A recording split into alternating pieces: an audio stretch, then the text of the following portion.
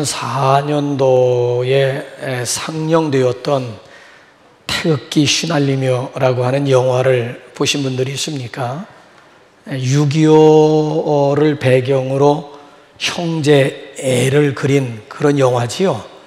장동건과 특별히 원빈이 형과 동생으로 각각 출연을 했던 영화입니다. 그러니까 형이 동생의 학비를 위해서 구두닦기를 합니다.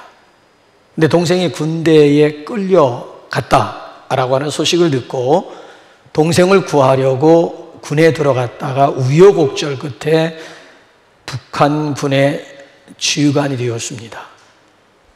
그래서 이 동생, 특별히 진석이가 적과 더불어 싸우는 가운데 형을 만나게 되지만 형은 동생을 알아보지 못합니다. 오히려 진태, 형이 동생을 죽이려고 합니다. 나중에야 자기 동생인 것을 알고 동생을 구출하기 위해서, 동생을 살리기 위해서 애를 쓰다가 결국 형 진태가 죽임을 당합니다. 그래서 이 동생이 형님을 그리워하면서 통곡하는 장면에 이르러서 관객들이 그동안 참았던 눈물을 흘린 적이 있습니다. 자, 그 영화에서 인상적인 장면은 형 진태가 북한군의 정예 부대의 붉은 깃발 부대의 지휘관이 되어가지고 막 전쟁을 선동하고 독려하는 장면입니다. 자, 이 영화에서 깃발 부대의 설정은 특별히 붉은 깃발을 들고 막 앞으로 돌진하는 백병전 전문 그런 부대로 이렇게 설정되어 있다라고 하는 것이 아주 주목할 만한 그런 장면이지요. 그러니까 지금이나 옛날이나 부대의 고유 깃발이라고 하는 것들이 다 있지 않겠습니까? 깃발에는 그 부대가 추구하고 있는 이념에 맞게 그림을 그린다든지 아니면 글을 새겨 넣게 됩니다. 그래서 부대의 깃발이라고 하는 것은 빼앗겨서는 아니 되는 거예요. 만약에 부대 깃발을 빼앗기면 패배의 수치로 여겼기 때문에 목숨을 걸고 부대의 깃발을 지켰습니다. 그래서 고지를 점령하게 되면 제일 먼저 하는 일이 뭐지요? 깃발부터 꽂는 일을 하게 되잖아요. 제가 70년대에 춘천에서 목회를 할 때에 그 지역에 있는 목사님들과 함께 전방부대 시찰을 간 적이 있습니다. 특별히 화천 쪽에 있는 7사단을 방문하게 되었는데 지금도 그 모습이 눈에 어렴풋이 드러납니다마는 머리가 그렇게 쉰 투스타 사단장이 우리 목회자들을 이렇게 영접해서 부대 브리핑을 하는 가운데 마지막 부분에 가가지고 눈물을 글썽이면서 목회자들에게 기도 부탁을 했습니다. 6.25 전쟁 때 깃발을 빼앗긴 부대라는 거예요. 당신 부대에 깃발이 없다는 거예요. 두 번 다시 이런 수치는 당해서는 아니 되겠다 해서 강한 정신력과 아주 강한 훈련으로 지금 우리 사단은 거듭나 있음을 천명하면서 목사님들 기억날 때마다 우리 7사단을 위해서 기도해달라고 하면서 부탁을 하시더라고요. 그때 저는 깃발의 중요성을 그때 새삼 깨닫게 되었습니다. 여러분, 성경을 읽다 보면은 깃발에 대한 이야기가 많이 나옵니다. 자, 이스라엘 백성들이 출애굽을 해서 가나안을 향해서 갈 때 아무렇게나 간 것이 아닙니다. 자, 분명히 한번 민수기 2장 2절 한번 보실래요? 시작. 이스라엘 자손은 각각 자기의 진영의 군기와 자기의 조상의 가문의 기호 곁에 진을 치되 해막을 향하여 사방으로 치라. 진영의 군기 스탠더드고요. 가문의 기호, 배너야, 배너. 같은 뜻이에요. 스탠더드라든지 배너는 같은 의미를 가지고 있는 거예요. 그러니까 출애굽을 해서 가나안이라고 하는 곳을 향해 갈 때에 진을 치잖아요. 텐트를 칠 때에도 자기 깃발이 있는 거예요. 그러니까 하나님께서 모세를 통해서 이스라엘 각 지파별로 지파를 식별할 수 있는 군기를 만들게 한 거예요. 그래서 그 군기를 중심으로 해서 지파별로 사방으로 진을 쳤고, 그리고 앞을 향해서 나아갈 때에도 지파의 길을 중심으로 해서 앞을 향해서 행진했다라고 하는 거예요. 그래서 멀리서 볼 때에도 높이 쳐든 깃발만 봐도 아, 저거 루벤 지파, 아, 시몬 지파, 레위 지파, 유다 지파. 깃발 가지고 지파를 식별하게 되었다라고 하는 것이지요. 자, 오늘 우리가 함께 읽은 이 본문 말씀도 보게 되면 깃발 이야기입니다, 결국은. 자, 우리 한번 15절 한번 보실래요? 무슨 깃발인지 한번 15절 시작. 모세가 제단을 쌓고 그 이름을 여호와 니시라 하고, 모세가 제단을 쌓고 거기다 깃발을 꽂고 여호와 니시, 여호와 니시라고 하는 것을 영어 성경 보게 되면 The Lord is my banner, banner, banner. 주님은 나의 깃발이십니다. 즉 여호와는 나의 승리라고 하는 그런 의미가 있어요. 그래서 저는 6.25 발발 73주년 기념주일을 맞이해 가지고 여호와 니시, 여호와의 깃발에 대해서 함께 나누면서 함께 은혜를 구하고자 합니다. 특별히 오늘도 우리에게 승리를 주시는 우리 하나님을 깊이 묵상하면서 은혜를 나누고자 합니다. 자, 오늘 본문 말씀에 대한 전체적인 배경은 무엇일까요? 출애굽 배경입니다. 그러니까 이스라엘 백성들이 430년 동안 애굽에서 종살이 하다가 결국 해방되어서 출애굽을 하고 이제 광야에 나와서 제일 처음 겪는 전쟁이 오늘 본문 말씀이에요. 자, 이스라엘 백성들이 430년 동안 애굽에서 뭘 했어요? 군사훈련 받다가 나왔습니까? 아니잖아요. 430년 동안 뭘 하다가 나온 거예요?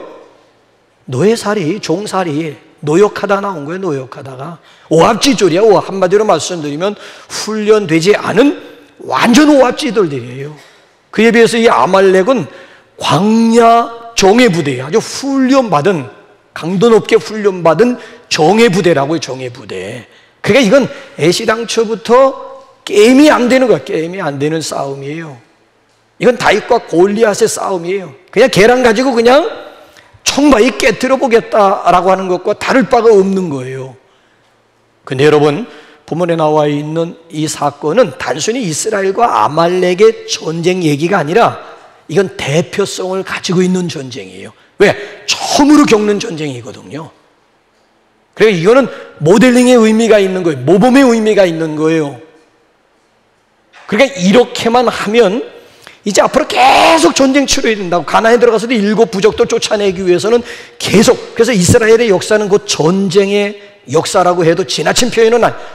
이게 오늘 시점으로 해가지고 계속 이제 전쟁을 치러야 되는데, 이렇게만 하면 어느 나라, 어느 민족, 어떤 싸움이든지 간에 능히 승리할 수 있다라고 하는 것을 보여주는 시범의 의미가 있는 아주 중요한 전쟁이라고 하는데 의미가 있는 거예요. 모범의 의미가 있는 거예요. 자, 어떻게 하면 승리할 수가 있을까요? 오늘 여기 이 본문 말씀을 보게 되면은 어떻게 하면, 다른 데서 승리의 비결을 찾지 말라는 거예요. 이렇게만 하면 능히 이길 수 있다라고 하는 얘기예요. 자, 오늘도 우리가 개인적으로라든지 공동체적으로나 민족적으로나 아니면 영적인 싸움이 있고 전쟁이 있는데 어떻게 승리할 수가 있을까요? 승리의 비결, 승리의 원리가 무엇일까요? 자, 원리를 붙잡으면 승리할 수 있습니다. 방법은 시대마다 다르다. 방법을 붙잡으면 실패하지만 원리는 2000년 전의 원리나 2000년 후의 원리나 변함이 없는 거예요. 그래서 우리가 붙잡아야 되는 것은 원리를 붙잡아야 되는 것이지 시대마다 변하는 방법 붙잡다가는 낭패를 당한다는 얘기지요. 자, 크고 작은 싸움, 크고 작은 전쟁에서 이길 수 있는 원리가 뭐예요? 오늘 여기 본문 말씀을 보게 되면 3가지 원리를 소개하는데 그 첫째가 뭔가 하면 공동체성의 원리가 있어요.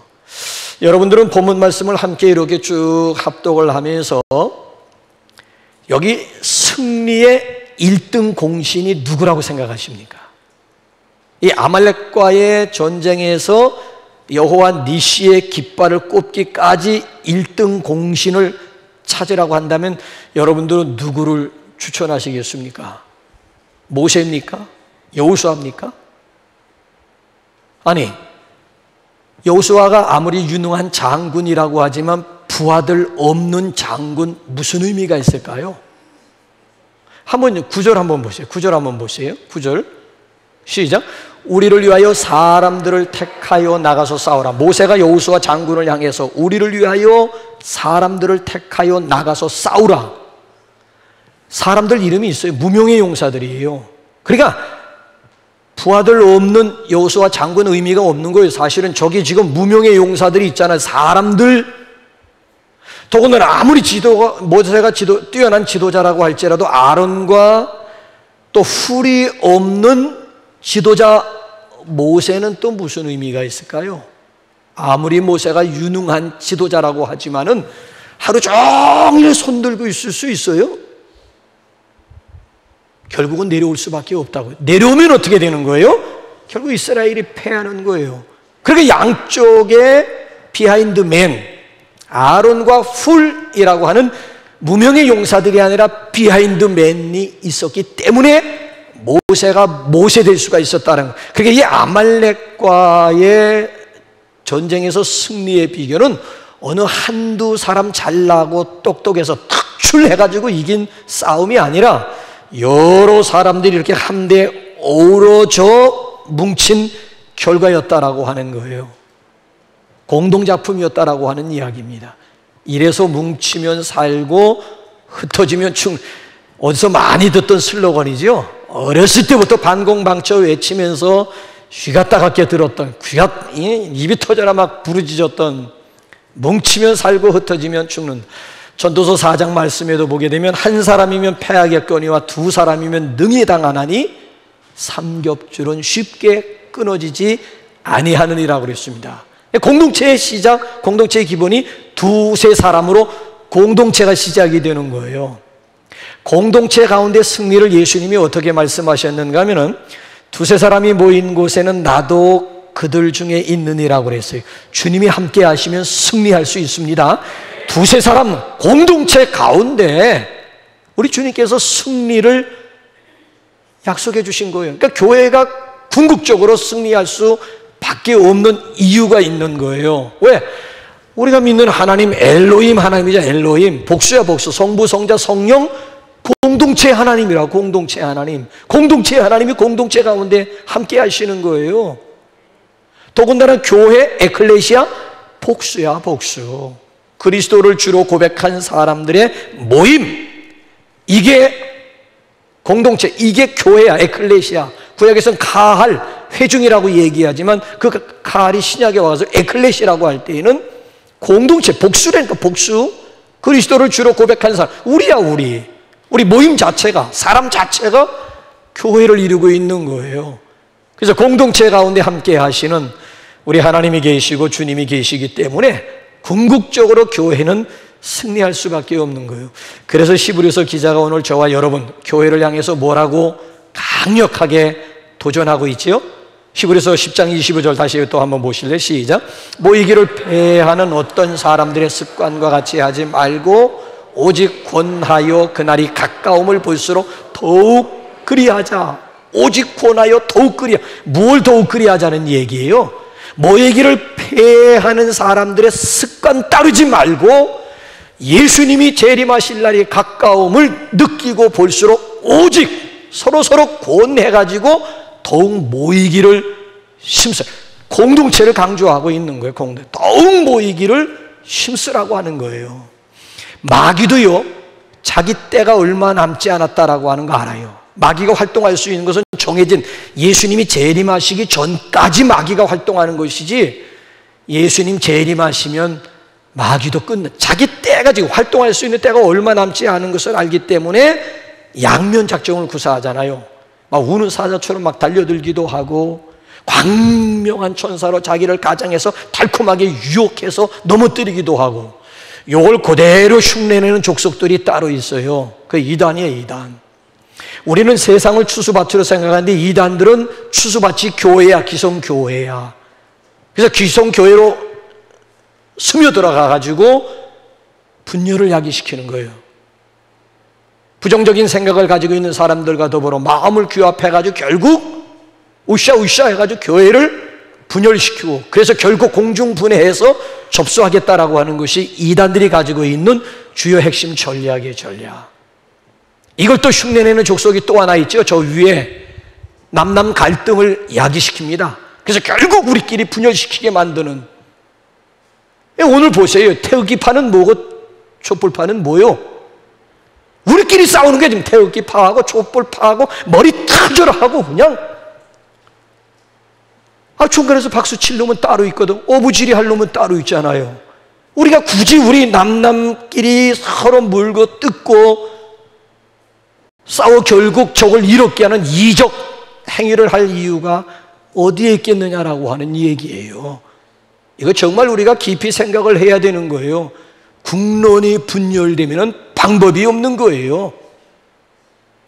이제 와가지고 무슨 쾌쾌 묵은 무슨 이념 무슨 전쟁하는 것도 아니고 정파라든지 밥그릇 싸움할 수 있는, 그렇게 해서 누구 좋은 일을 시키라고요? 우리끼리 서로 물고 뜯고 싸우면 결과적으로 좋아할 대상이 누가 있겠느냐라고 하는 이야기지요. 그래서 오늘도 우리가 하나 되는 것이 애국의 길이라고 하는 것, 애국할 수 있는 첫걸음이 우리가 하나 되는 거예요.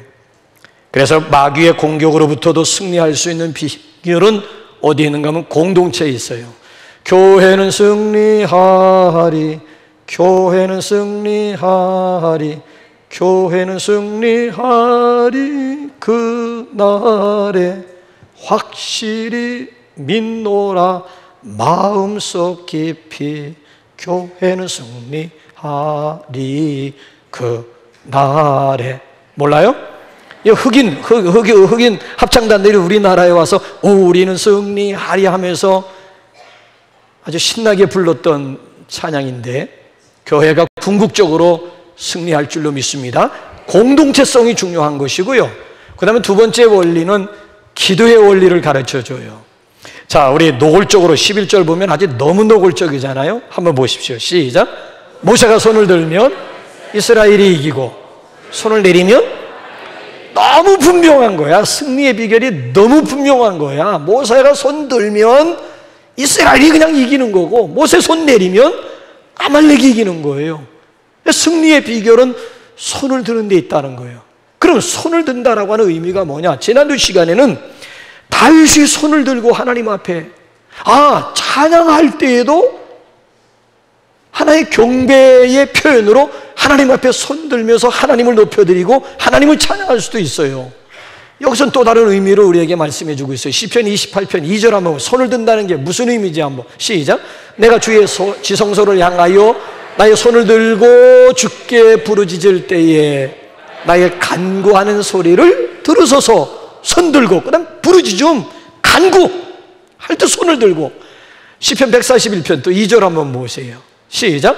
나의 기도가 주의 앞에 분향함과 같이 되며 나의 손 드는 것이 저녁 제사같이 되게 하소서. 나의 손 드는 것 이퀄 나의 기도야. 나의 손 드는 것 이퀄 기도가 되는 거예요. 구약에만 그러냐? 신약 한번 디모데전서 2장 8절 한번 보실래요? 시작. 그러므로 각처에서 남자들이 분노와 다툼이 없이 거룩한 손을 들어 기도하기를, 손들어 기도하기를 원하노라. 손들어 기도하기를 원하노라. 하나님 앞에 두 손을 번쩍 드는 것은 곧 기도 행위가 되는 것이로구나. 기도의 승리의 비결이 있음을 믿으시기 바랍니다. 그래서 위기 가운데 아니면 문제 가운데 손들어 하나님 앞에 기도하는 우리 남북의 가족들이 되시기를 주님의 이름으로 축복합니다. 세계적인 자동차 회사인 미국의 제너럴 모터스사의 최고 엔지니어 찰스 캐터링이라고 하는 사람이 있어요. 이 사람은 아주 빈틈없는 기술을 가지고 있기 때문에 업계는 물론이고 일반 사회적으로도 널리 알려진 인물이에요.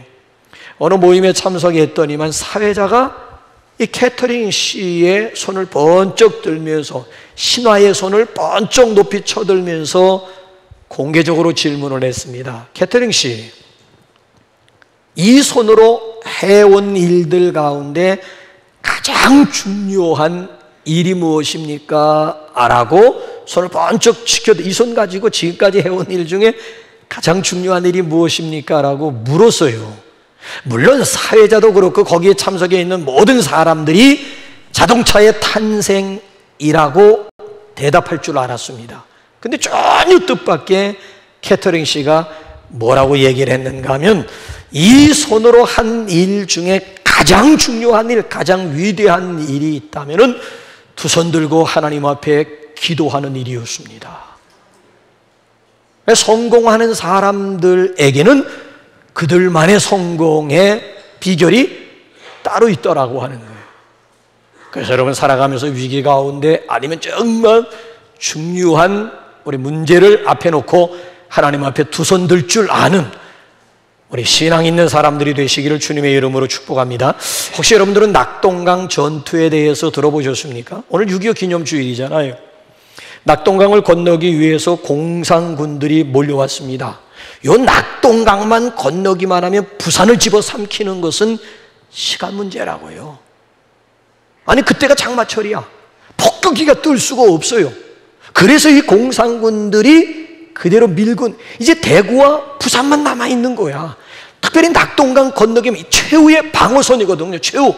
근데 이 방어선이 무너지게 되면 적화 통일이 되는 것은 시간 문제예요. 이런 절대 위기의 순간에 부산으로 피난 갔던 이승만 대통령이 초량교회로 찾아와가지고 거기에 모여있는 목사님들과 그리고 모여든 성도들을 향해서 간절히 부탁합니다. 지금 나라가 지금 이 지경이 되었습니다. 우리 나라를 위해서 기도하십시다 해서 10일 동안 금식 기도하면서 부르짖습니다. 10일 동안을. 그러는 가운데 놀라운 기적.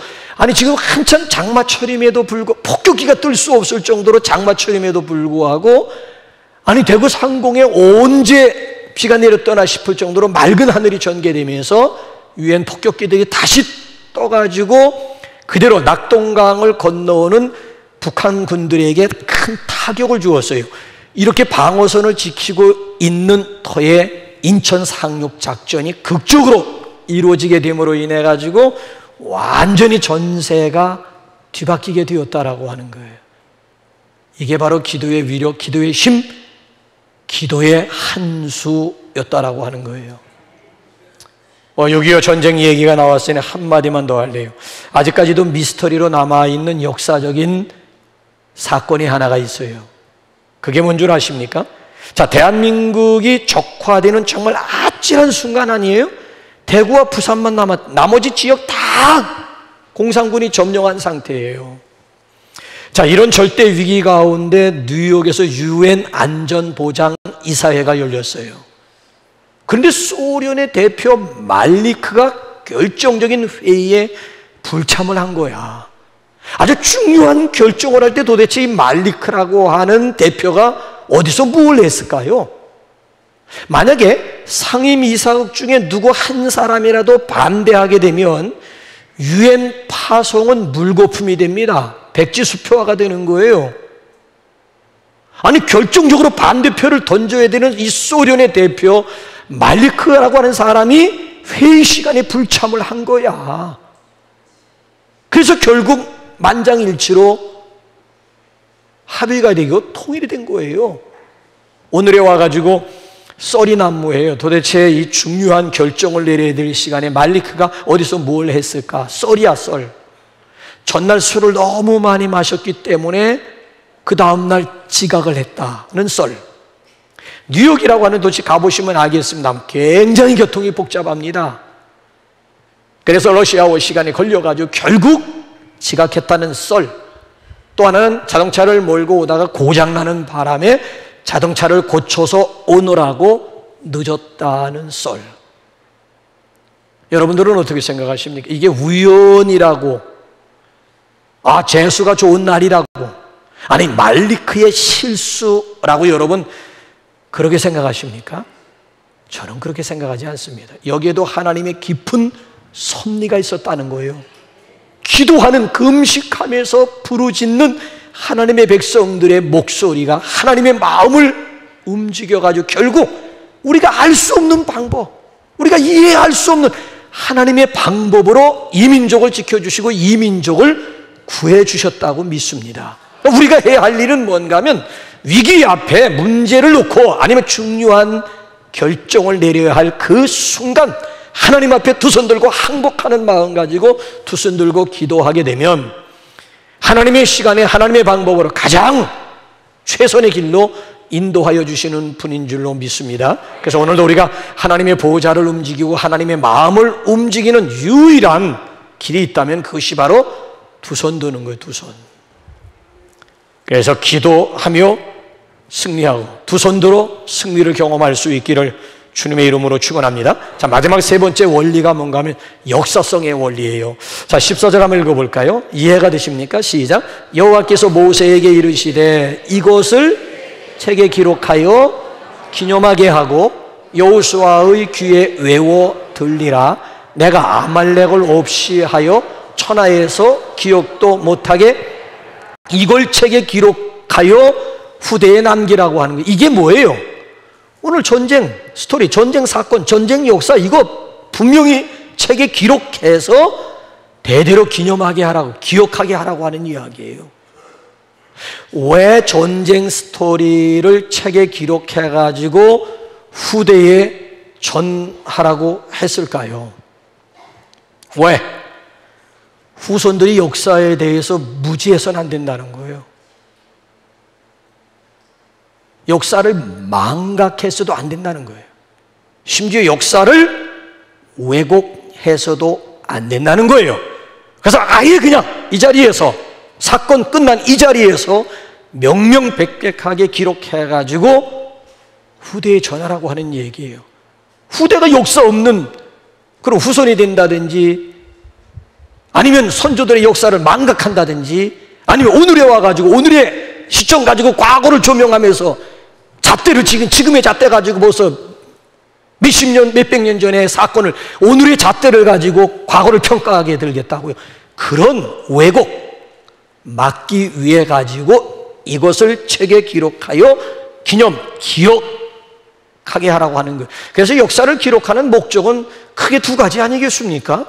성공한 일, 잘된 일들을 기록해 가지고 후손들에게 정면교사, 더 좋은 것은 계속 발전시켜 나가도록 하기 위한 것이고, 또 조상들이 실수한 거, 실패한 거, 부끄러운 일들 그것도 낱낱이 기록해가지고 후손들이 조상들의 점처를 밟지 않도록 소위 말하면 반면 교사 삼도록 하기 위한데 목적이 있는 건 아니겠습니까? 그래서 역사가 제퍼슨이라고 하는 사람이 무슨 얘기를 했는지 우리 한번 다 같이 한번 볼까요? 예, 시작. 역사는 사람들에게 과거에 대해 알려줌으로써 그들로 하여금 미래에 대한 판단을 할 수 있게 해준다. 자, 모세가 신명기 4장 9절에서 무슨 얘기를 했는지 또 한번 비슷한 얘기 한번 했어요. 시작. 오직 너는 스스로 삼가며 내 마음을 힘써 지키라. 그리하여 내가 눈으로 본 그 일을 잊어버리지 말라. 내가 생존하는 날 동안에 그 일들이 내 마음에서 떠나지 않도록 조심하라. 너는 그 일들을 내 아들들과 내 손자들에게 내가 생존하는 동안은 잊을 리도 없지요. 생존하는 동안에 잊지 않도록 마음에서 떠나. 중요한 것은 모세가 생존하는 동안엔 문제 없어요. 모세가 죽고 난 다음에 문제가 되지. 그래서 책으로 기록해가지고 내 아들들뿐만 아니라 내 손자들로 하여금 오늘의 이 사건을 기억하게 하라라고 하는 거예요. 그래서 여러분, 저 이스라엘에 가게 되면 초중고생은 물론이고 육사생도 졸업식을 멀쩡한 교정들 내두고 마사다 언덕에 올라가서 졸업식을 하는 학교들이 많다고 합니다. 자, 그 졸업식 순 가운데 마지막에 삼창 순서가 있어요. 삼창. 우리네처럼 만세 삼창하는 것이 아니고 이스라엘 사람들은 마지막에 구호 삼창이 있는데 마사다는 무너지지 않는다. 마사다는 무너지지 않는다. 마사다는 무너지지 않는다. 마사다가 어떤 곳이죠? 유대인들의 최후 항전지예요. 결국 밀려서 마지막 마사다 언덕으로 이제 무너지기, 함락되기 일보 직전에 스스로 다 자결을 했어요. 왜? 저놈도 로마인들의 발에 짓밟히는 것보다 자존심 문제예요. 우리 스스로가 죽음을 선택했다라고 하는, 먹을 것이 없어서 먹을 거 다 남겨놔요. 다 그 안에 가보면 엄청나게 넓은 언덕이라고 하지만 산이야. 작은 산인데 먹을 거 다 식량이라든지 다 남겨놓고 스스로 마지막에 다 장렬한 죽음으로 최후를 마친 거예요. 저놈들 손에 짓밟혀 죽는 것보다 우리 스스로가 죽음을 선택해야자. 그러니까 후손들이 그래가지고 모여가지고 두 번 다시 이런 수치스러운 일은 우리 나라에 없다 해서 결의를 다지는 거예요. 마사다는 무너지지 않는다. 마사다는, 아니 이게 초중고 아니면 육사생동들까지 거기 올라가가지고 조상들의 역사를 분명 두 번 다시 우리나라는 이런 일을 겪지 않는. 그래서 오늘에 와서 보세요, 여러분. 이스라엘 면적이 강원도만한 나라잖아요. 면적이 강원도만한 땅덩어리임에도 불구하고 250개 나라를 향해 가지고 강한 민족, 강한 군대, 강한 나라, 강한 용사들의 모습을, 작은 고추가 맵다라고 하는 말이 이래서 나왔는지는 모르겠습니다만은 미국도 이스라엘의 눈치를 볼 정도였다고 한다면은, 함부로 이스라엘을 다루지 못한다라고 한다면, 아니 강원도만한 그 작은 우리나라 팔도도 아니고 팔도 중에 한도에 불과한 그 작은 나라의 사람들이 세계적으로 미치는 영향력이라고 하는 것은 이루 말할 수가, 이게 역사가 살아있는 민족과 역사가 없는 민족, 결국 역사가 없으면 망하고 만다라고 하는 얘기가 이래서 나오는 것 아니겠습니까? 그래서 오늘도 우리가 성경을 읽고 우리가 역사를 알아야 되는 이유가 바로 여기에 있다라고 하는 이야기예요. 그래서 하나님은 오늘 모세를 향해 가지고 이것을 책에 기록하여 후손들에게 기념하게 하라고 명하신 것 아니겠습니까? 훗날 후손들이 물으면 분명하게 역사에 대해서 이야기를 해 주라고 하는 거예요. 자, 오늘은 6월 25일입니다. 정확하게 6월 25일이에요. 6월 25일이 무슨 날입니까? 제가 왜 이런 질문을 던질까요? 6.25가 무슨 날인지 모르는 사람들이 너무 많아요. MZ세대 이웃들 한번 붙잡고 하면 6.25가 무슨 날인지 한번 몰라요. 6월 25일이 무슨 날이래요? 몰라요. 안다고 할지라도 어떤 왜곡된 역사관을 가지고 있는 줄 아시면 저는 깜짝 놀라요. 통계를 보고 깜짝 놀란 거예요. 북침이래, 북침.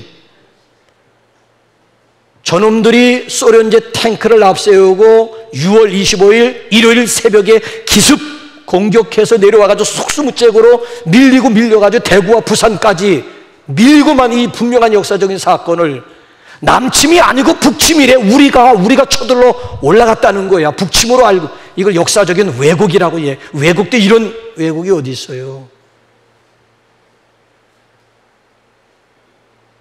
기독교에는 국경이라고 하는 건 없어요. 근데 그리스도인에게는 조국이라고 하는 게 있어요. 신앙과 애국이라고 하는 것은 별개의 문제가 아니니까요. 따로 떼어놓고 생각할 수 있는 건 아니에요. 애국할 수 있는 길이 멀리 있는 것도 아니라고요. 나와 내 가족만을 위해서 기도하던 분들이 이제 이웃을 향해서 아니면 이 민족을 위해서, 나라를 위해서 기도하는 것이 곧 애국의 지름길이고 애국의 첫 발걸음이, 조국을 가슴에 품고 하나님 앞에 기도해야 되는 거예요. 특별히 오늘도 우리가 이 조국을 위해서 정말 하나님 앞에 기도해야 될 필요성이 어디에 있습니까? 북한의 움직임이 심상치 않잖아요.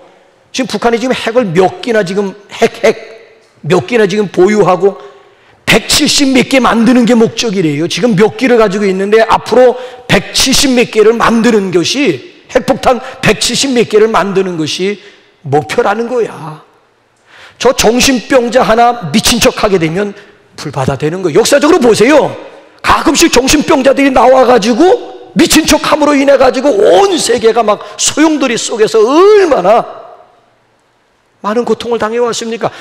정신 제대로 박힌 정신 같으면 전쟁 안 해요. 정신병자라니까. 정신병자는 언제 무슨 행동을 하려는지는 예측 불허야, 예측 불허. 그러니까 우리는 너무 지금 안보 불감증에 걸려가지고 설마.